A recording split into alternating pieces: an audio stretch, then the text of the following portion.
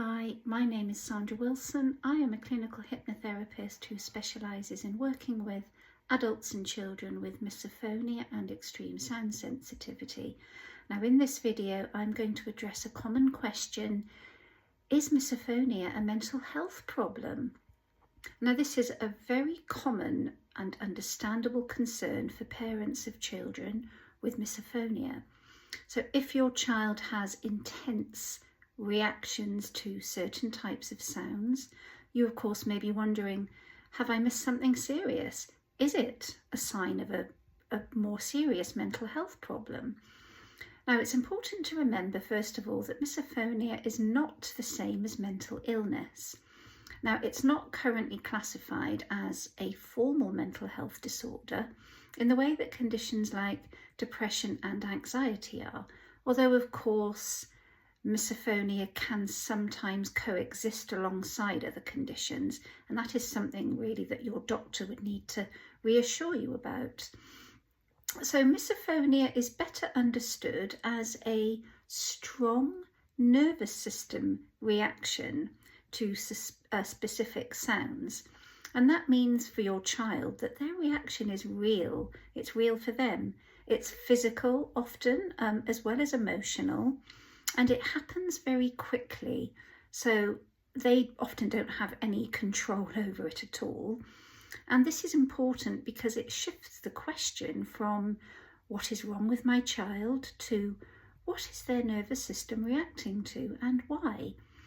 And that moves on to the role of the nervous system. So when your child hears the trigger sound, their body will be going into the defense, fight or flight state. And that response can look like anger, distress, panic, and a really strong urge to escape. And this can happen so quickly before they've even really had a chance to think. So even though they know logically the sound is not dangerous, their body is reacting as though it is, and it feels really unpleasant.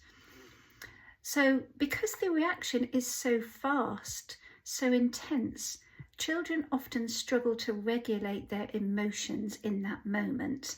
They probably don't even understand why they're feeling the way they feel. So it's not bad behaviour, it is emotional regulation. And it doesn't mean that they are being difficult.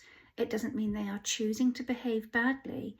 And it doesn't mean that something is wrong with them. It just means that their nervous system is overwhelmed for whatever reason.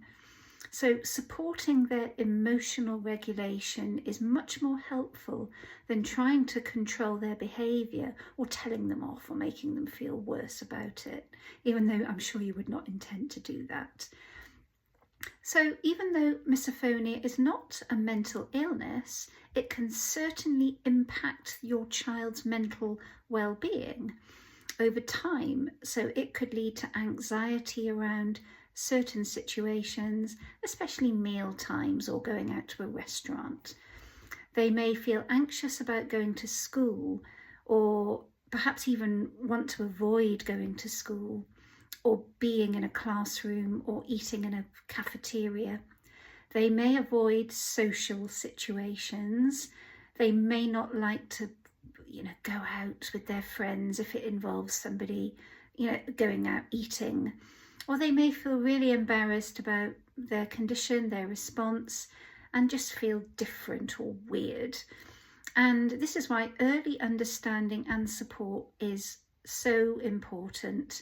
And it can really help them to process the shame, because feeling ashamed and guilty is very, very common.